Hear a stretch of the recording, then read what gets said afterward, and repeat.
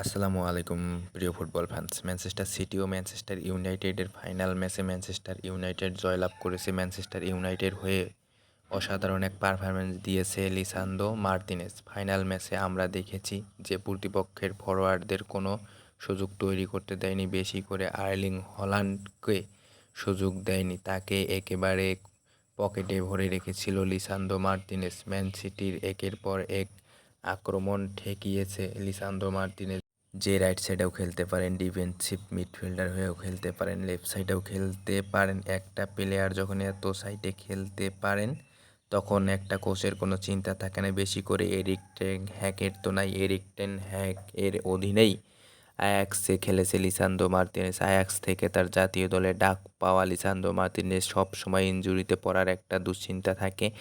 Man সিটির বিপক্ষে ম্যাচে ইনজুরিতে পড়ার আশঙ্কা ছিল, পরে এরিক টেন হ্যাগ তাকে মাঠ থেকে তুলে নেয়।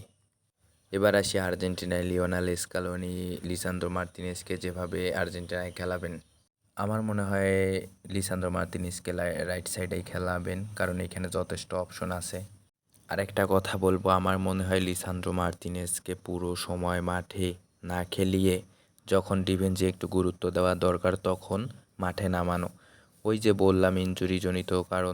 এবার একটু আলেহান্দ্রো গার্নাচোকে নিয়ে কথা বলবো। আলেহান্দ্রো গার্নাচো এরিক টেন হ্যাগের অধীনে দূরদূরান্ত একটা সময় পার করছেন। ম্যান সিটির বিপক্ষে দারুণ এক গোল করে দলকে এগিয়ে নিয়ে যান, যদিও গোলটি করেন প্রতিপক্ষের ডিফেন্ডারের ভুলে।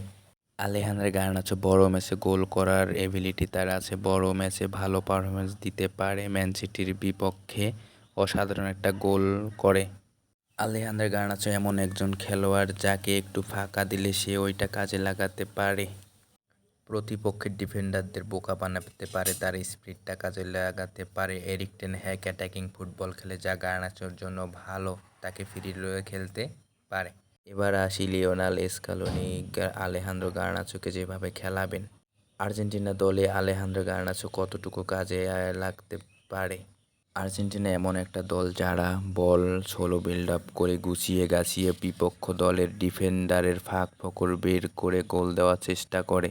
স্কালোনির সোলো বিল্ড আপ ফুটবলে আলেহান্দ্রো গার্নাচো কতটুকু কাজে আসবে আমি জানি না, তবে স্কালোনির গেম পেসটা বাড়ানো দরকার। বেশি করে উরুগুয়ের মতো দলের সাথে তো গেম স্পিডটা বাড়াতে হবে, তাহলে গার্নাচো কাজে আসতে পারে। আমি আশা করব স্কালোনি যে কোপা আমেরিকাতে গেম স্পিডটা বাড়ায়।